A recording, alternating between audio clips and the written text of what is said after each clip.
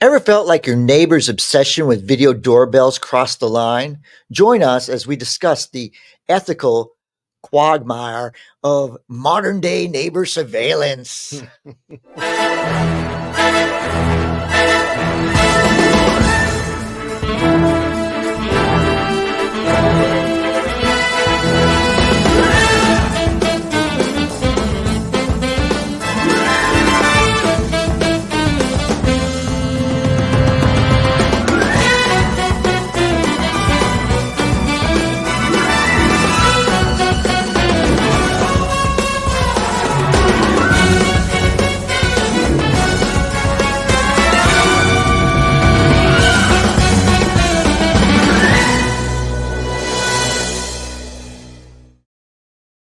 A Facebook group details the intrigue discussed in a New York apartment complex, discussing petty feuds and gossip, often fueled by residents' obsession with video doorbells. Innocent passerbys become suspects, triggering panic posts until clarifications diffuse the tension. Do video doorbells cause paranoia, fueling our surveillance culture fostered by these devices? Joel and I will discuss our experiences in the field with video doorbells. Let's go, Joel. I don't know. This is a crazy one, David. Look, I have one at my house. Okay. My daughter decided that she wanted to get one. I had to literally take it off my phone because it kept notifying me. Okay, so we have a banana tree, and it's like it moves, and I gives me an indication that somebody's come there. So it's been interesting, but it annoyed me. But my Right. daughter hasn't deleted it, and she's actually sat there when I'm sitting outside having a conversation, and she's listened to me. So, she's done it with my son when he was with his girlfriend out front, and they were griping and complaining about something I had said, or I don't look. It's none of my business. Like, it's none of my business, Right. but it is an addiction with some people. Right. And my fiance, she has a video, doorbell on her door. And when I'm with her, there's always a notification, always a notification, always a notification. And it's annoying because, it interrupts dinner, interrupts, you know, a conversation or a movie.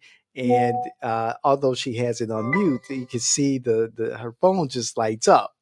And I'm like, that has to be annoying. And then when something really important, you're like, maybe you miss it, maybe you don't. But if a car drives by and their house is not, her house is Mhm. not on the street, it's kind of ways back, but it picks up the subtle things. And I like when she shows me the what is it, the critters, animals that come at night and walk in front of the porch or whatever, and it goes off.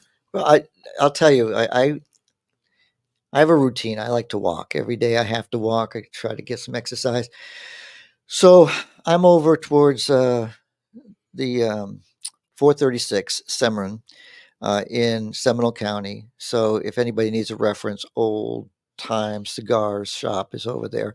But there's a way I walk home on Wilshire, and every time I'm walking, and I'm just walking on the sidewalk, moving along, I have you have entered the surveillance area.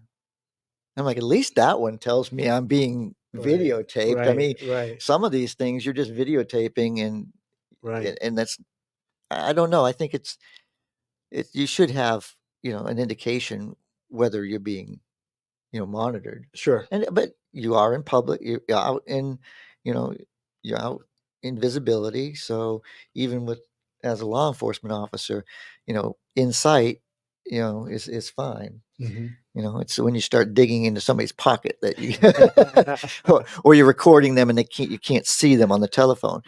But yeah, it's just weird. Like, I, I I know I recently went canvassing, knocking on doors for one of our clients, and every other door had a video doorbell, And I just gotten used to it over the years, and I have my little routine that, I walk up. First of all, I always remember that everyone's watching. Expect microphones and cameras to be everywhere.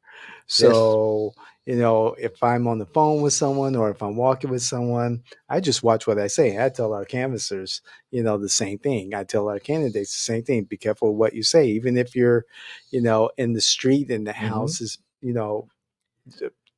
further from the street. You got to understand these microphones will pick up, a lot of noise, and you have to be careful. Be careful what you're doing. And so I got my little routine down where I'll ring the doorbell and I'll turn towards the video doorbell and I'll hold up the literature and make sure that they see the, either the badge I'm wearing or the what is it, the logo on the Hmm. t-shirt. And I'll just get my little, script, in my head, and I'll just like, hi, I'm representing such and such. I'm here collecting petitions or informing you about this particular candidate, such and such. I'll just leave it in your door. Thank you. And I'll wait for them to ask, to record, or wait for them to answer. Oh, I love it when you get up to the door and you press the doorbell and they say, uh, "What can I do for you?" And you're talking to them and they're having a conversation with you, Right. but they're not going to come to the door.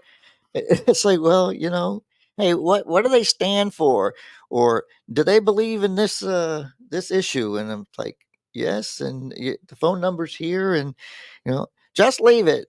Okay, so I just had a conversation with you, so I can do the same thing I was going to do in the first place. Exactly, exactly. I remember one time I was in a neighborhood knocking on doors, and they had the video doorbell, and the door was open. Their front door was open. They had a screen door, and I could see them walking around, and everything, and and the camera, microphone, it's the doorbell started talking to me. How can I help you? It's the gentleman sitting there. I Hmm. can see him. And it's like, I'm here to, tell you about my candidate, and we're having a conversation right there. I'm sorry, I'm not there. I'm at work. Okay, thanks for telling me you're not there. You're at work. I mean, do you have a video camera in the backyard? Because if I leave, where am I going? I I, don't know. It's just crazy. But you know, I think the biggest thing is you tell us your stories because Mhm.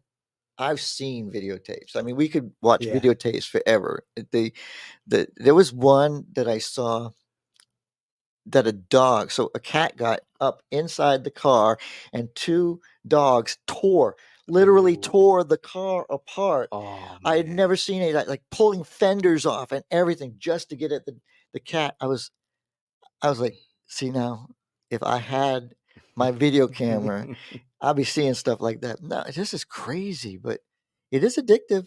I mean, I had to delete it off my phone because it just kept bothering me. But again, some people just have it. So tell us your story. Yes. Tell us what's going on. Do you use one? Why do you use it? Do you get a lot of packages? Is that the thing? So, like, share, but please share those stories because I think people would love to hear from you. Oh, no doubt. And for canvassers and candidates, it's that time of the year where you're knocking on doors and getting to where your voters are right there on their front porches. Of course, take care, bring your water, wear your hats, especially here in Florida. It's going to get hot, but also be mindful of the fact that there are cameras and microphones everywhere. So, on that note, like Joel said, please like, share, hit the notification button. But more importantly, we want to hear what you want to say. So please comment. We love to reply to the comments, and it helps grow our community, and we really appreciate it. And remember, you can't make this shit up. Thanks.